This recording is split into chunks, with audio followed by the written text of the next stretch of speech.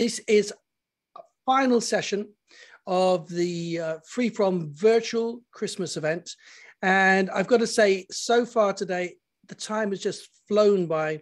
We've had amazing demonstrations, great chats, and a lot of fun. And if you've just joined us, all of the videos, including the one you're about to see now, will be available, although this is not a video yet, but it will be, you know what I mean.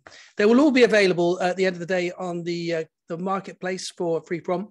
So for our final session, we're going to have, and this is the title, by the way, the Christmas Gluten-Free Cookalong.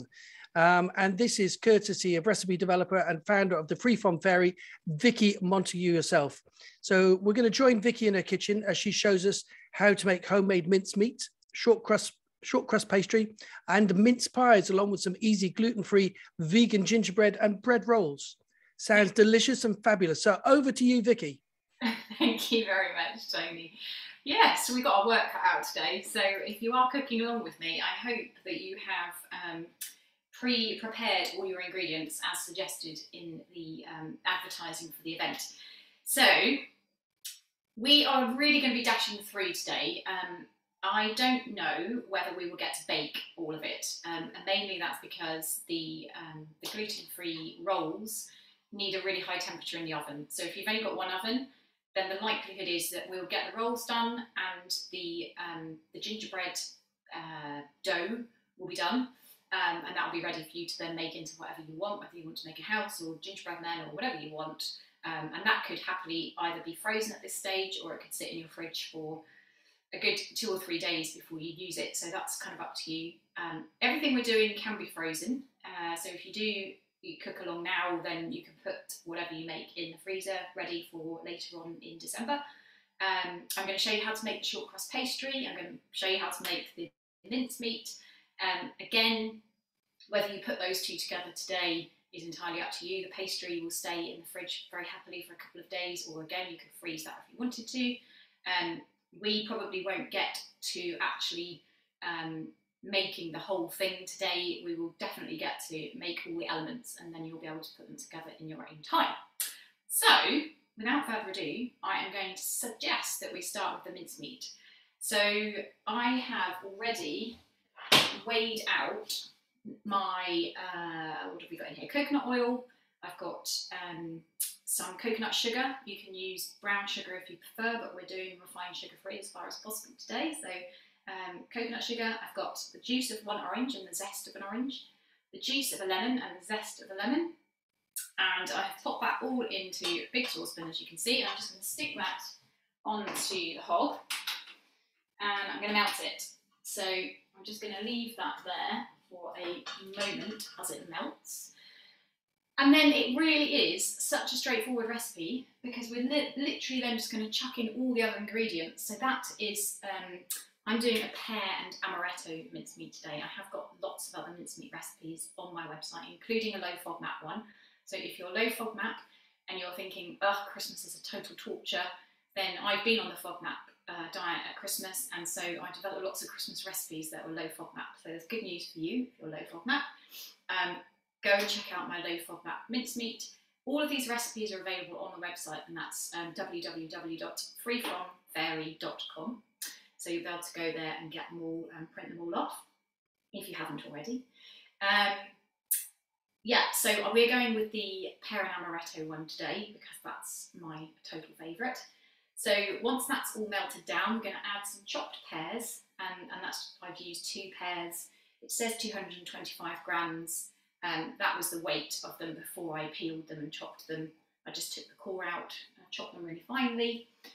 We've got 500 grams of mixed dried fruit and 125 grams of chopped dried apricots. We're going to pop all that in together with some spices. And right at the end, so depending on whether you want a boozy mincemeat or whether you want one that isn't boozy, will depend when you put the alcohol in.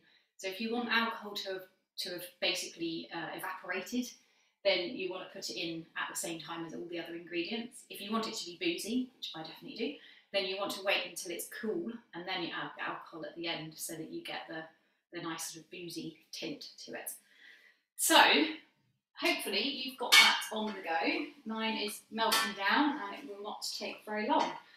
So whilst that is happening, I'm going to suggest that we have a start on the burger buns or sandwich rolls. So the idea, I thought, it would be nice to show you how to make these, because I don't know about you, but at Christmas, you know, everyone's having these lovely leftover sandwiches. You know, everyone's using up the sausages and the pigs in blankets and the turkey and everything else. And so to have a really nice roll that actually holds together, doesn't fall apart, I think is key. So hence the burger rolls, which you might have thought, that's a bit weird, it's not Christmassy, but these are an amazing recipe. So I hope you're going to enjoy this one. What I've done is added my gluten-free flour blend into a large bowl.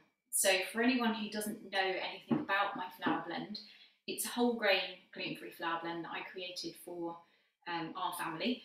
My daughter was diagnosed with celiac disease when she was 2, and I didn't want her to miss out on anything, and I wanted her to be, you know, brought up with a nutritious diet. Hence, I spent 2 years creating this blend, and it doesn't contain any rice. And the main reason behind that is because when you go on a gluten-free diet, you're probably already aware that a lot of your food contains a lot of rice flour. Oh, I can hear this bubbling away, so I'm just going to turn that off. And rice contains inorganic arsenic, which builds up in the body over time. So basically, I didn't want my daughter to be eating lots and lots of rice and rice flour in all the products that she was eating. So I set about making this particular blend, which is available on the website, and it doesn't have any rice in it. And it also, as a bonus, like I say, is a whole grain blend, so it's much more nutritious than those that are on the market generally. But it's also, it doesn't have a grainy texture like other flours that you might have used, and that grainy texture comes from the rice flour. So if you're looking for something that gives a really good and tasty result, then check out the flour blend on the website. So back to this, and that has all melted down, so hopefully if you're doing it with me, yours is all melted down too. So I am going to put that on there because I have no idea whether this table is okay with heat. I'm going to pop in everything else. So we've got the chopped pears, they are going in. And this recipe is just so much better than anything you'll have bought in the shops. I just find them really gloopy and not very tasty, and it's really worth making this. Obviously it's really easy to buy, but honestly, trust me, I don't make everything, but I make the things that taste better when they're homemade, and this definitely does. So I'm tipping all the dried fruit in. So that was the mixed dried fruit and the chopped up apricots. Pop that in. I have got a whole load of spices here. So we've got 2 teaspoons of mixed spice, 1/4 teaspoon of cinnamon, popping that in, and I have got some nutmeg with my teeny weeny little grater. I'm not sure you can see, but it came in a cracker a few years ago, and I thought I'd show you because, you know, normally cracker presents are rubbish, but this one's actually useful for grating some nutmeg in. So I think I've put 1/4 teaspoon. Well, I'm guessing that, so if you like to be accurate, then feel free to measure this out. But when it comes to spices, I tend not to worry too much about accuracy. At that point in gluten-free baking, you don't really need so much accuracy. When you're weighing out things like flours, you definitely need to be accurate, but oh, look at that, that smells gorgeous. So I'm just going to check I've got everything in there. We've got pears, we've got dried fruit, dried apricots, coconut oil, coconut sugar, the juice and zest of an orange, and juice and zest of a lemon, 2 teaspoons of mixed spice, 1/4 teaspoon of cinnamon, 1/4 teaspoon of nutmeg, and I'm just leaving the amaretto out until it's cooked. So I don't know whether you can see that. And that's going back on the heat now to simmer for around about 35 minutes. So pop it on a medium heat, and I'm just going to literally leave it alone. That is that done. That's the mincemeat, that's how quick it is. So you can see that it's just the simplest thing to make, and it's so delicious, and it will last in your fridge for probably a year, at least a year. I know some of my customers have made it for years ago, and they still have jars of it the following year. So there you go, it's perfect. So I'm going to move on to the burger buns. told you a little bit about the flour. I'll pop that in a big bowl. Now you can also make this with my bread mix. So if you're making it with bread mix, all you are going to need to add is some dried yeast and the sugar and some oil, vinegar and water, and that's it. But because we're not doing it with the bread mix, I'm making it literally with my flour blend. So in addition to the flour blend, I also sell a bread mix, which is a really simple way of making delicious, soft, squidgy, wholesome bread. But we're not using that. So I've got the flour measured out. That's 375 grams of my plain gluten-free flour blend. Into that, I'm adding 20 grams of psyllium husk powder. Now, for anyone who doesn't know what that is, it's basically a great gluten replacer.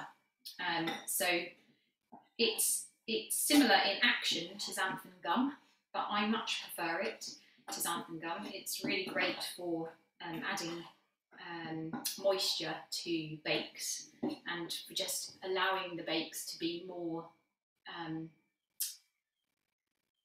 springy, I guess. And it's also a natural product. It just comes from it's the husk of a seed. So it's really high in fibre, it's really great for your digestion, and it's really fabulous for those little gut bacteria that we all want to try and encourage to grow, the good friendly ones. It's a great food for them. So there's lots of reasons to use it. I love it, I think it's brilliant. Into that I'm going to add 7 grams of easy bake yeast. So I tend to use the Allison's brand, and they have an easy bake one. And that just goes in with the dry ingredients, doesn't need activating, doesn't need anything special doing to it. So we just mix that up. We've got 8 grams of dried flax seeds. So popping those in. And those are ground flax seeds. So I just use, I've got a coffee grinder. I just grind whole seeds in that. But you can buy them. You can buy them ground. If you do buy ground flax seeds, I suggest that you keep them in the freezer once they are open, because they do tend to go off quite quickly once they're ground. What else are we adding? We're adding 5 grams of sea salt, and I'm being a bit naughty here, I'm adding 10 grams of sugar. Now, you don't need to use, you could use unrefined sugar, so you could use coconut sugar if you wanted, or you could use honey if you wanted. But I'm just putting ordinary white, 10 grams of ordinary white sugar in there. And just giving that a really, really good stir. You want to make sure it's really well mixed before you move on to adding any of the liquid, just so that everything's well distributed. I should say at this point that I have got my oven on at around about 50 degrees. Now that is basically before the oven actually switches on. So it's warm, but it's before the first number on the dial. So the first number on my dial is 100. So I've just kind of put it on between off and 100 degrees. And that's like the perfect temperature that we're going to prove this bread in. And it just makes it really quick. These rolls can be done in an hour. I'm not sure we're going to get them done quite so quickly today because I've been nattering. But generally, if you're doing it at home on your own, this will literally take you an hour from starting to finishing. So we've got all the dry ingredients mixed up. I'm going to add into that 2 tablespoons of virgin olive oil. If you have got vegetable oil, you could use that instead. I tend to use olive oil just for the benefits that we all know about olive oil, Mediterranean diet and all of that. So I tend to go with olive oil if I can. Then we're putting 1 teaspoon of balsamic vinegar. Now that helps to basically activate all of the ingredients. So that helps with the rise basically when it comes to bread making. So that's a helpful tip when you're making gluten-free bread, which often can be quite dense. And then I'm adding 480 millilitres of warm, it's kind of tepid water. So the way to test it is really to pour it over your wrist. And you shouldn't really be able to feel that it's hot or cold, it should just feel warm. So we're popping all of that in there. And then we're just going to give that a really good stir. And try and keep the dry ingredients off the spoon. otherwise you'll get a clump in there. And when you, I can't really show you this, which is a shame that we don't have a moving camera, but it's completely liquid, and it just looks like it's never going to be correct. It looks like it's very, very wrong. But that's fine, just keep stirring, keep stirring. Now it's getting lumpy, which again looks horrible, but it's exactly how it should be. This is probably really annoying noise. I'm going to have to beat it. So just give it a really good beat. And the lumps are now starting to disappear.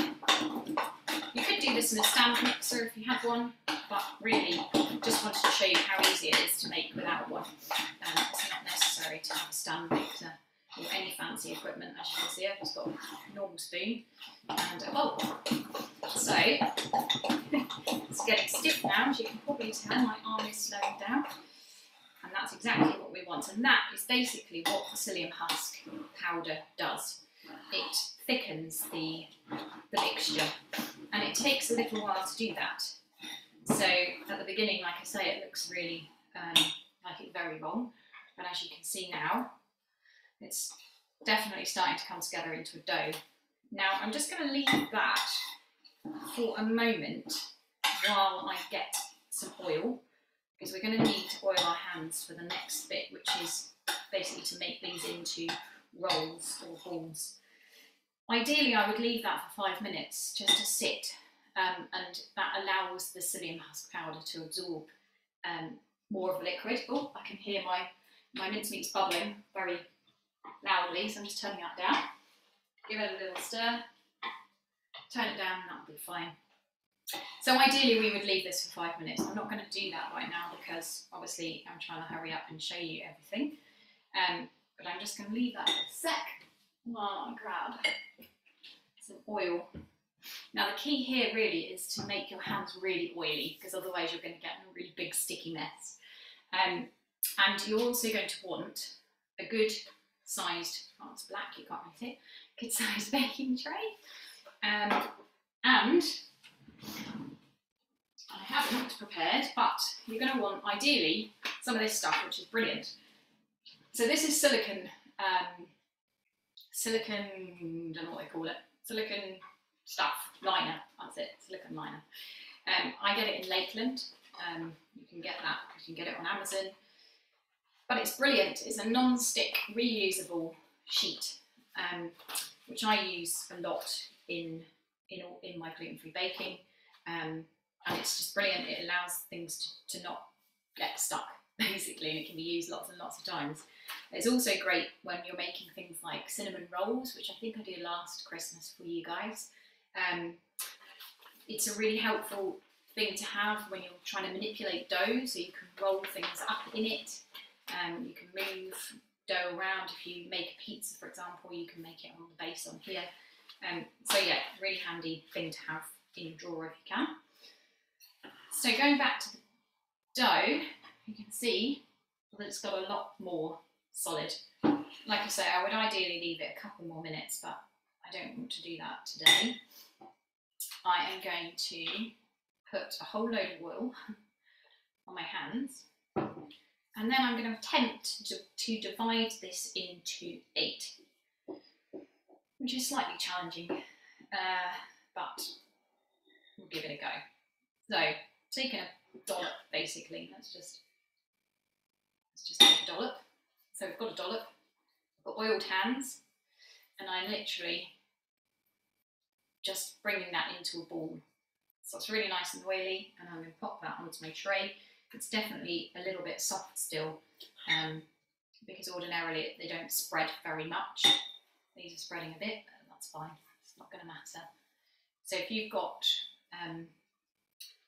have got the ability to just wait a little bit before you roll yours up, then that would do, you'd get the best result really.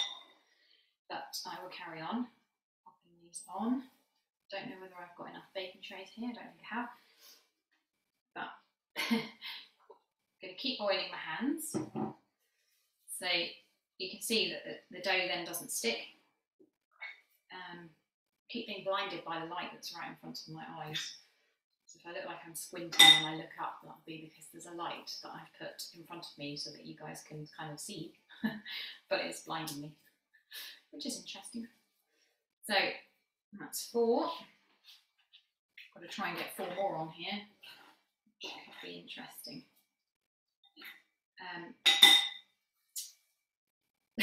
These are really uneven sizes. I would highly recommend trying to make them the same size. And hopefully it gives you an idea of how easy it is to make. And as I say, to make it even easier, you can use my bread mix. And you've got even less to measure out that way. And less ingredients that you need to buy. And you can also make them with fruit in. So if you like kind of like at Easter, I made buns using the bread mix. A very similar sort of technique to this, but adding fruit. Oh, too sticky. More oil. Let's rub that in. It's a good way of moisturising your hands, this anyway. So again, roll it into a ball. I really have run out of space on my tray here. Not ideal. And these are basically going to rise. Got a feeling it's 15 minutes, but I'm just going to check. No, it's 20 minutes. Okay, so they're going to rise in the oven for 20 minutes. So on that warm oven, it's not hot, it is just warm. Look, not as they should today, as I say. And more time is required really to make sure that these are, it's a thicker dough. So as I say, the longer you leave it, the thicker it will get, because of the psyllium husk. But as I don't have the time, I'm just going to pop them in. So I'm just clean my hands up. If anyone has any questions, I think they can be submitted, and I will answer them at the end. I think that's the way it's going to be. So I'm going to pop those into my warm oven, and I'm going to put the timer on for 20 minutes. She says. There, okay, so and after 20 minutes, they are literally going to stay in the oven, and we're just going to turn the oven temperature right up. And they're going to be cooking at 210 degrees fan, which is 230 degrees ordinary oven. And they're going to cook for 25 minutes, and that's literally as easy as it is. So you don't even have to take them out, you don't have to do anything. That's it, they're done basically, apart from baking them. So, that was easy too, right? Everything that I do is about being easy because I can't be bothered with faffing. So all of my recipes are as easy as that.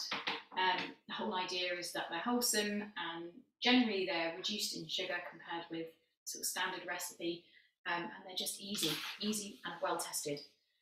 As I say, all of them are available on the website. That's freefromfairy.com. So yes, we will move on to the gingerbread. I'm going to just give my mincemeat a little stir. That is cooking down nicely and smelling like Christmas, which is perfect. Right, I have just realised that I haven't got the bottom for my food processor out, which is kind of an error because clearly I need to plug it into something. So I'm going to run around the back of the camera and grab it. Bear with me 1 sec.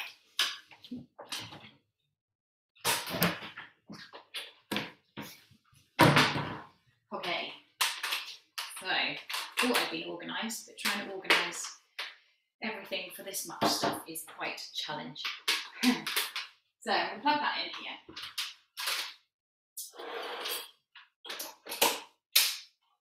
Right, bring the ingredients over. So this gingerbread is a vegan gingerbread.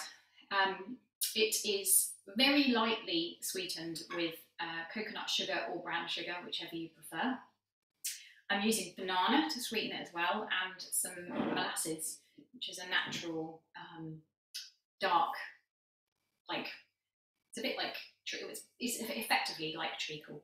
You could use treacle if you wanted to. So So we have got lots of lovely spices, banana, and we're using a flax egg instead of an egg. So I have combined 1 tablespoon of ground flax seeds with 3 tablespoons of water, and I did that just before I came on, but really I would normally do it at this stage, but I thought I might forget if I didn't do it then.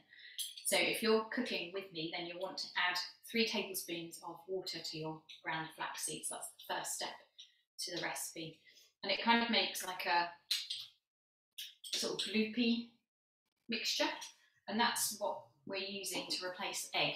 Now, if you don't have to replace egg, you can of course use egg, but I actually prefer this recipe made with flax. So it's entirely up to you what you want to do. In here, so again, if you don't have a food processor, you can do this by hand. It's just a little more time consuming.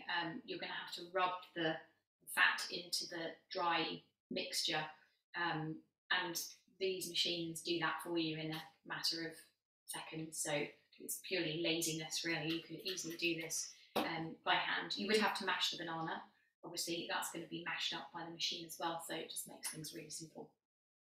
So in here I've weighed out 170 grams of my plain gluten-free flour blend, and I've put 50 grams of gluten-free oat flour in.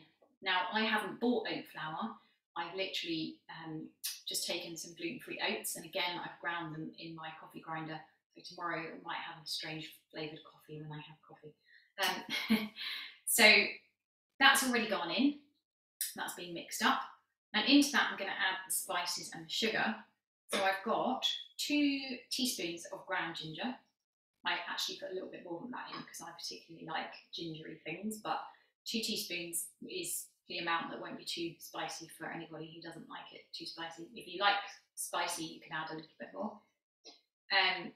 I've got 1 teaspoon of mixed spice, half a teaspoon of bicarbonate of soda, and 25 grams of coconut sugar, which is about 2 tablespoons, so it's not very much. I'm going to pop that all in. Sugar doesn't want to come off. Good. In you go. Now it's really strange doing these cook-alongs when I can't see anybody. I'm not sure whether it's more strange or difficult doing it when I can't see people or when I can see lots of people and I know there's lots of people watching. It's almost worse just standing here talking to myself, I think. It's very peculiar. Anyway, I hope there's somebody watching. Ah, Tony's watching. It's very, very odd. Anyway, all good. So I'm literally just going to shake that around because if I put my machine on, it's going to be noisy and I'm not going to be able to talk to you guys. So ordinarily, I would just mix this up by putting it on the machine, but this does the job. So we're mixing all the dry ingredients together. That's that done.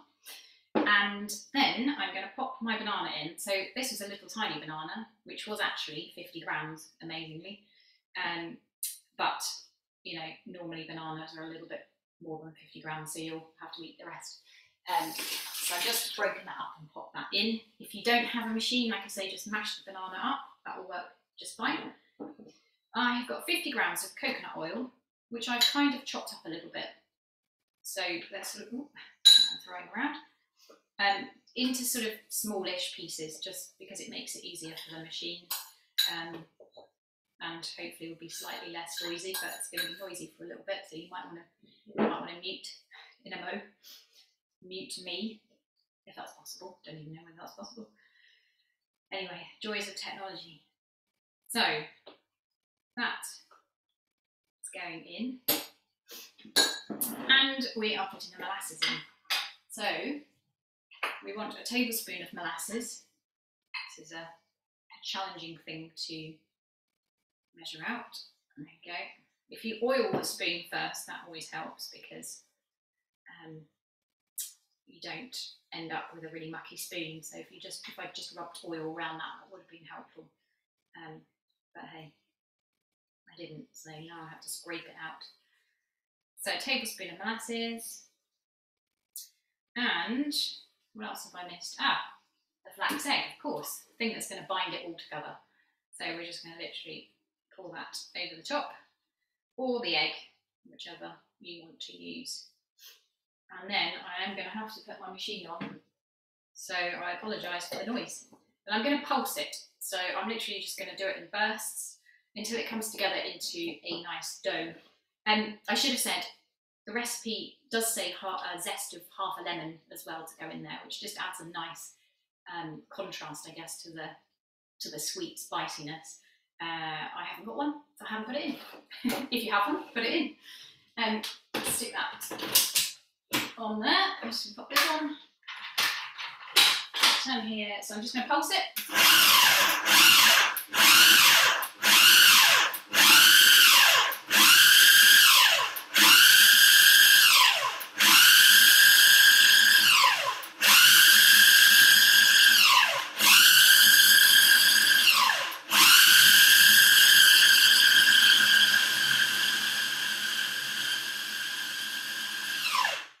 It's getting really nice and noisy, isn't it? Hopefully, Tony might have muted it. I don't know whether we can. I'm going to start again now.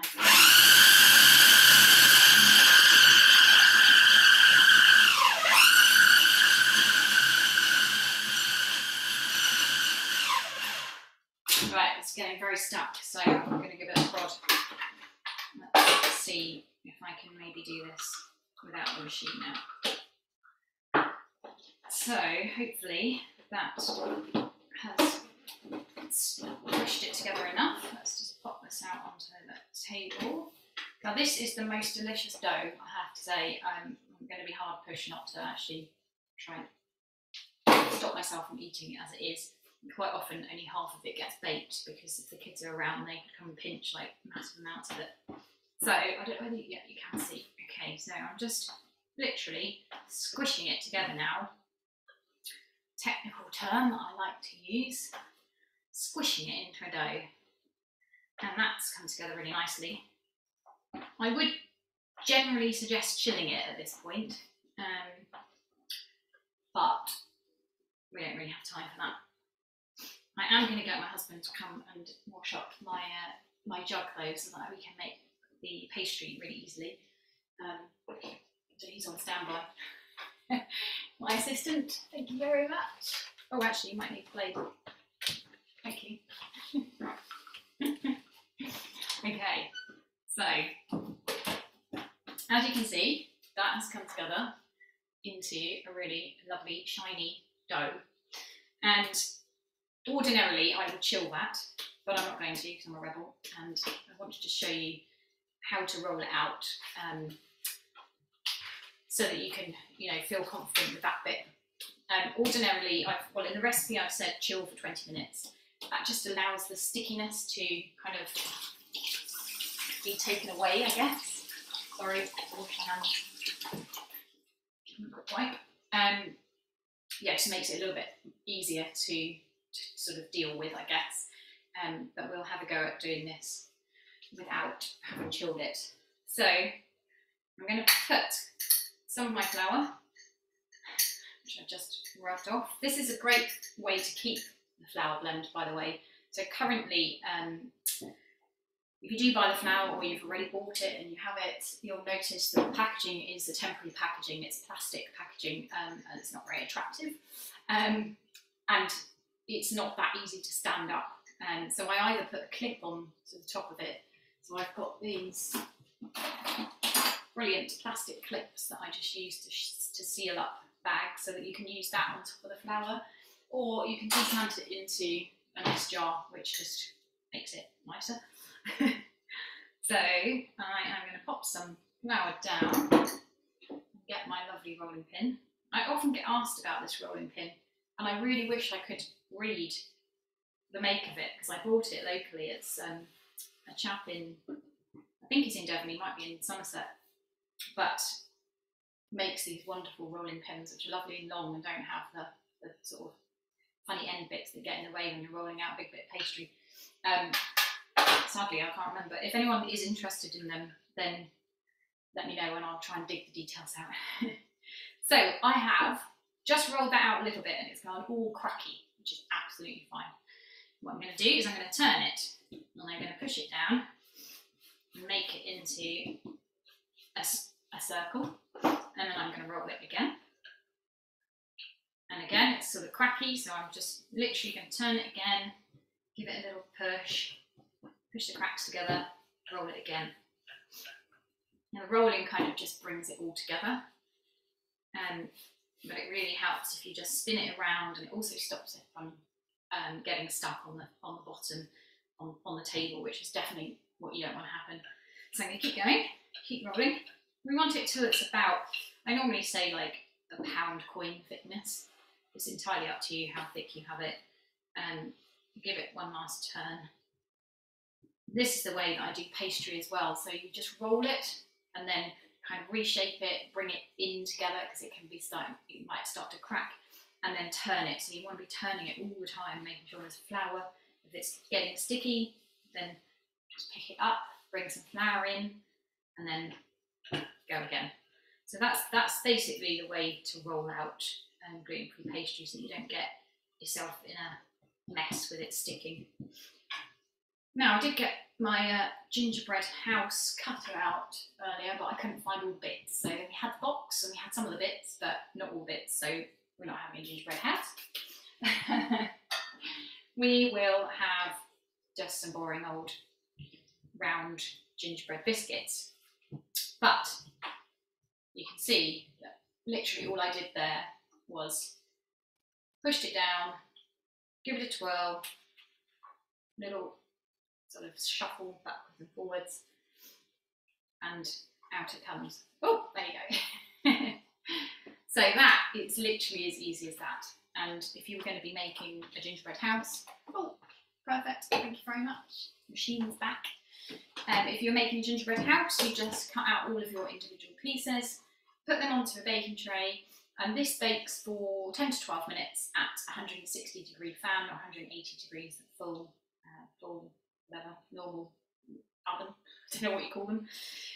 Ours is a fan oven, so that's the only thing I know. I'm not going to do any more with that. I'm going to see if I can dig out my my gingerbread, all the gingerbread house cutters, and make that into a gingerbread house later on. I have got the instructions on the website, so if you search for vegan gingerbread on the website, or actually I think there's links to it from this watch page.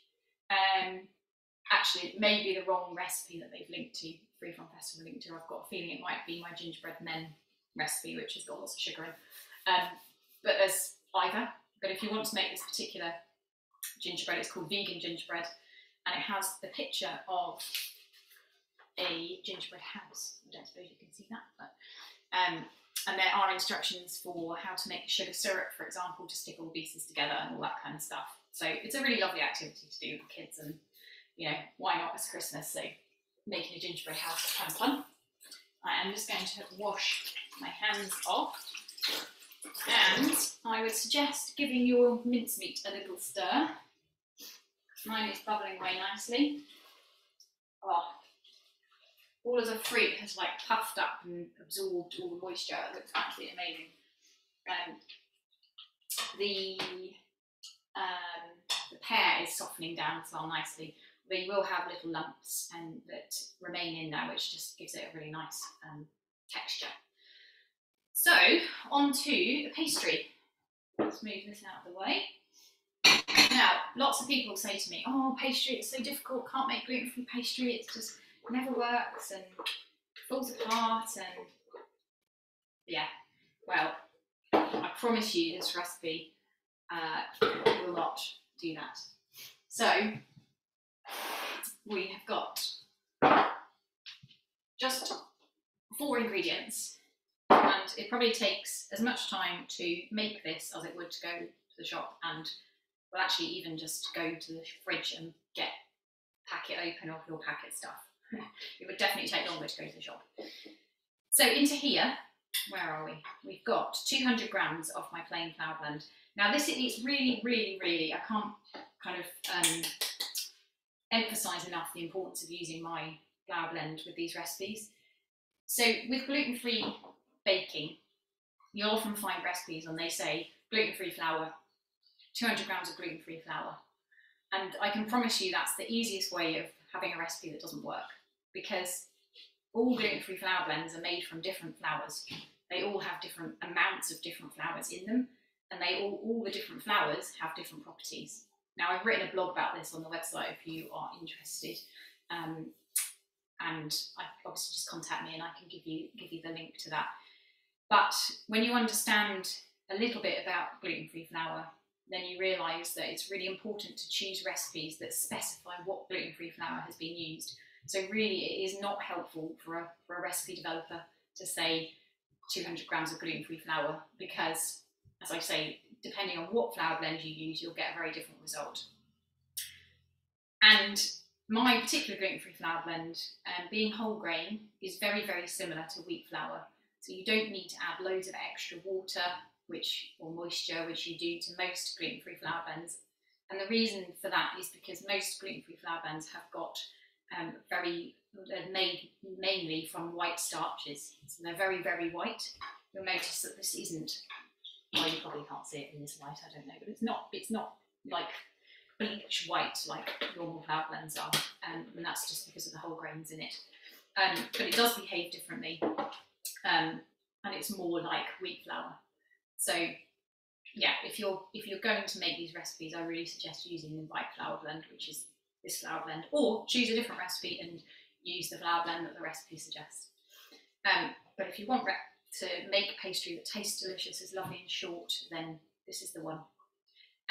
So 200 grams of my plain flour blend. I'm adding butter in. I know I'm being a rebel because I know it's a dairy-free and gluten-free festival. You can make this either with coconut oil, or you can make it with a mixture of, I think I use Trex, so it's in the UK it's like a white sort of almost 100% fat, plant-based fat, mixed with a soft margarine. So I use half and half, like a hard white margarine and a soft margarine, and that works fine. I'm just not keen on using margarine personally, and because we don't have to, then I tend to use butter if I can. So I have popped the I nearly forgot the sugar. So I've put 20 grams in. It says 25 in the recipe, but depending on what you're going to fill the pastry with, really, I don't know whether you can hear that. That's the alarm telling me I need to turn the oven up for the rolls. So I'm going to pop that right up to, I think it was 210. And I'm going to check the time, I've forgotten. 25 minutes. So we're going to pop 25 minutes on that. I'm not going to have time to see these, I'm afraid, but you don't literally do anything else. So they have risen, and now they are going to bake. And I don't have to do anything else. They'll be done then once the alarm goes off in 25 minutes. So super simple, so much easier than making bread with gluten in. Not scary and very tasty. Anyway, back to the pastry. I'm putting 20 grams of sugar, and I'm using the coconut sugar that I used in the mince meat. You could not put any sugar in. I sometimes don't put any sugar in when I'm putting a really sweet filling in.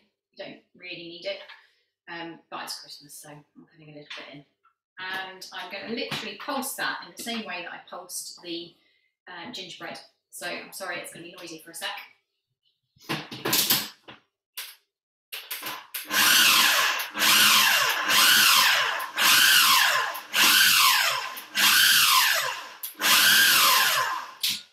And the idea there is that you're just making it come into like a breadcrumby kind of texture.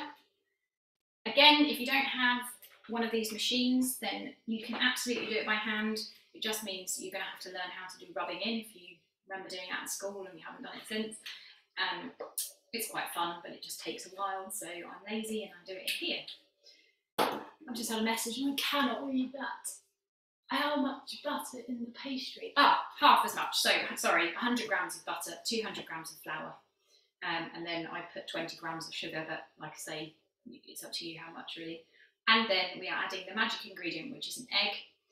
You can make this vegan by using flax egg in the same way that I did with the gingerbread. It is more delicate, I guess. For making mince pies, it's okay, but if you're making a big pie, it's quite a challenge to move it. So what I would suggest if you're making it vegan is to press the pastry into the dish that you're using rather than trying to roll it and then move it, because that's quite stressful. So I'm going to pop the egg in, and I'm not even going to mix it up beforehand because I'm a rebel. And I'm going to pulse that until it comes together into a dough.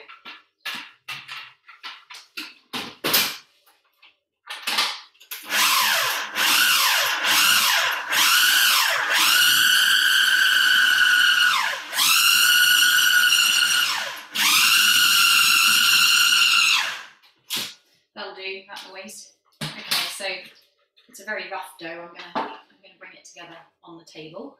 So I'm literally gonna chuck that out onto the floured surface that I already have.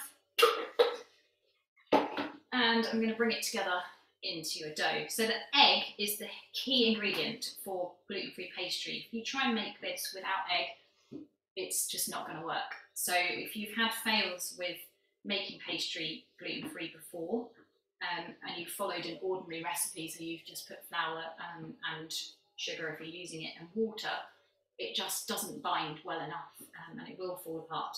So the key is the egg, or the flax egg. Like I said, it does work. It's just a little bit more difficult to kind of do things with.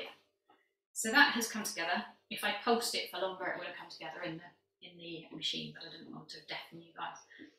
So I'm going to show you. So you want to bring that into a ball. And again, ordinarily, I would chill this for maybe 10 to 15 minutes. I haven't got time. I'm not going to do that today. So I'm just going to put some extra flour down because it is a little sticky. What you will find, depending on the size of the egg, because I just buy organic, different sized eggs, so I never really know what size egg I'm using. Sometimes it will be really sticky and I'll need to add a little bit of extra flour. Sometimes it will be a bit dry, in which case I add a little bit of water. So you really just have to kind of judge that yourself, which is pretty easy because you know if you can roll it or not. If it's really crumbly, then you want to add a bit of water, and if it's really sticky, then just get some extra flour. Now I'm going to put the flour all around it, so I've kind of rolled it around so that it's completely coated. And then we're going to do exactly the same technique as we did with the gingerbread. So it's a really gentle press down. You don't want to go crazy because that will really stick it to the table. And then gently spin it round. Again, you can make the edges nice and smooth if you want to. This one's speckly because I use coconut sugar, so it's made the pastry kind of speckly. But if you don't like that, just use white sugar and it won't be speckly like this. So again, just gentle, rolling it and turning it. And again, just make sure that you've got flour underneath it, so you can do that by just scooping it back around. Roll it out. Again, like, I don't know how, you can roll it as thin or as thick as you like. I'm not a big fan of really thick pastry.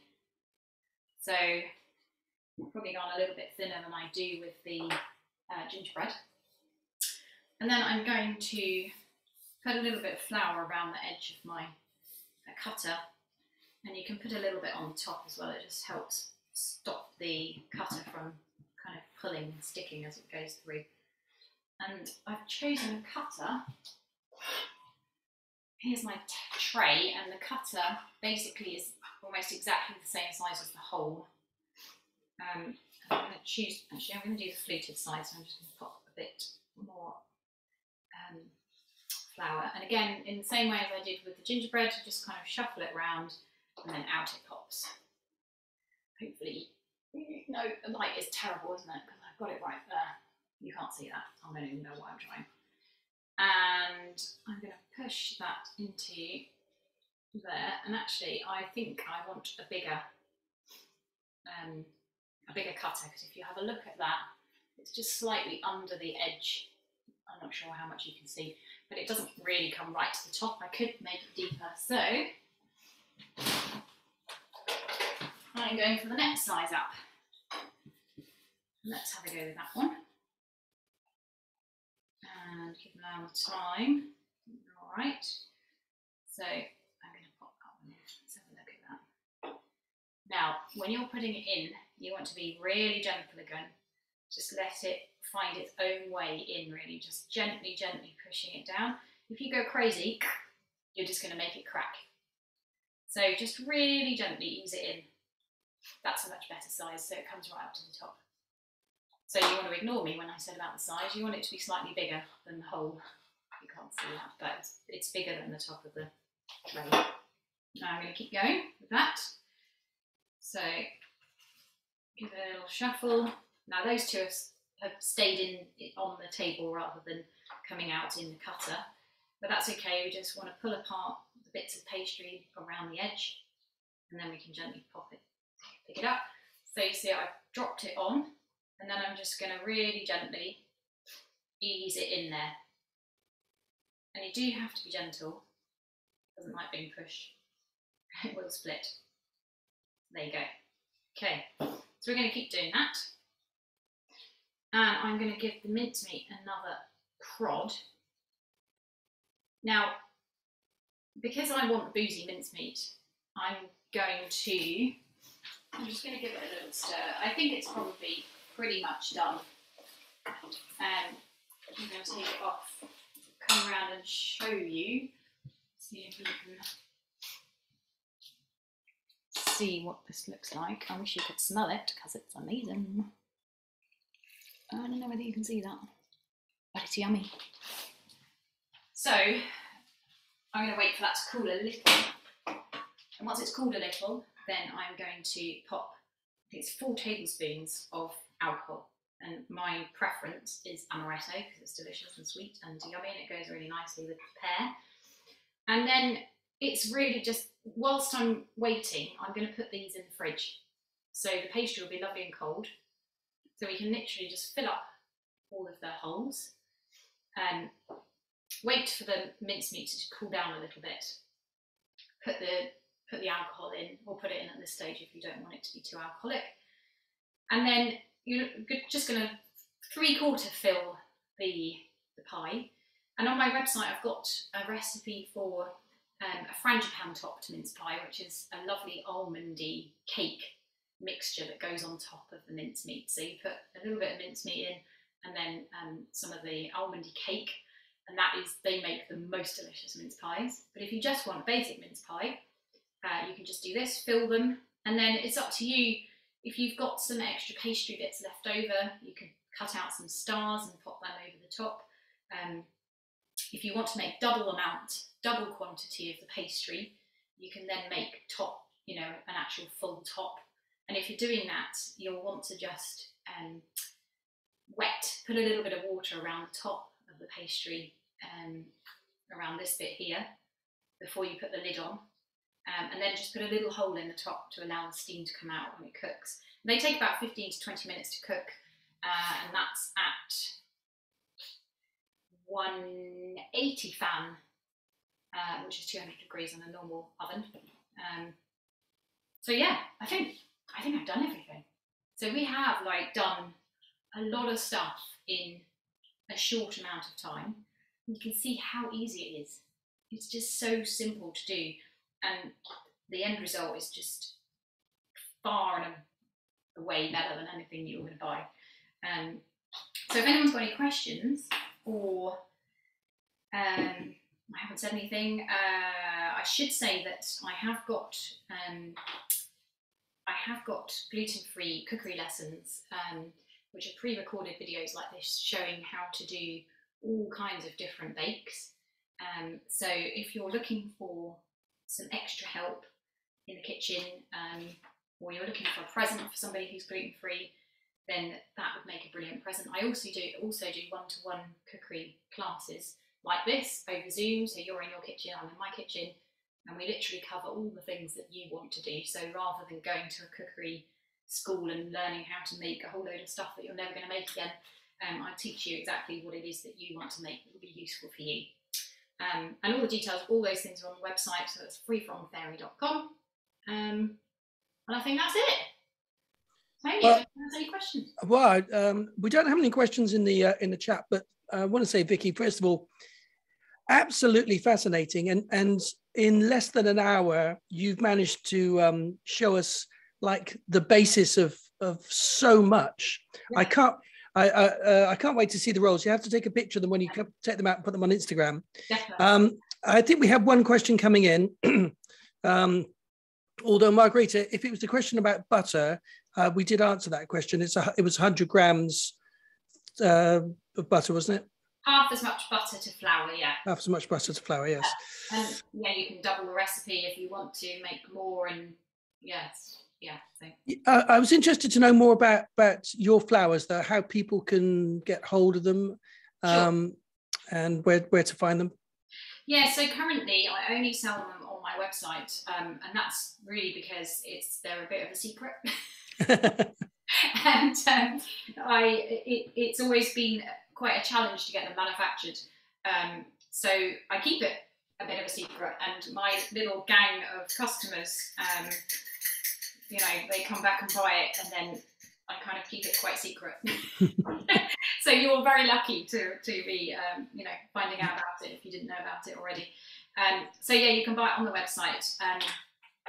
Once I've got manufacturing issues sorted out, then I'm hoping that I'll obviously be able to sell it on your marketplace, right, which would be a fabulous place to have it. Yeah, so at the moment it is on the website. If you go to freefromfairy.com, all along the top you'll find a menu, and you'll find everything there, from cookery classes to the flour and the bread mix, recipes, recipe books. Perfect. Listen, it's been absolutely wonderful watching and listening to you, because you have such an engaging personality whilst you're doing this. You make it all sound so much fun, and you make it sound very easy and look very easy, enough that even someone like me, I'm fancying giving this a go now. Yes, do, absolutely. That's the whole point. Perfect. All right, listen, freefromfairy.com is really the resource that everybody needs to go to find out more about you, to find out how to put together some personalized cooking lessons, and how to get that secret Colonel Saunders style recipe. Yes, Kirsty Cummins Williams says, thanks so much, all very interesting and informative. Absolutely, Kirsty. For me, I get to do these interviews and present these video pieces, and I learn so much. I love doing this. It's been brilliant. So for those of you who have never been to a Freeform live event, our next one is on the 19th of March in Bristol. You can find out more information at the marketplace, but be sure to follow us all on social media. It's Freeform Events on Facebook, Instagram, and Twitter. And that way we can keep you up to date with everything that's going on in the world of Freeform. And do make sure you go to the Christmas treats section on the Freeform Festival Marketplace, not only for some Christmas goodies and stocking fillers, but to take advantage of the fact for today only, there's 10% discount. Just put the code FFFXmas and you'll get 10% discount. Vicki, thanks a million. Have a wonderful Christmas. Thank you. And I look forward to seeing you at the next event. Definitely.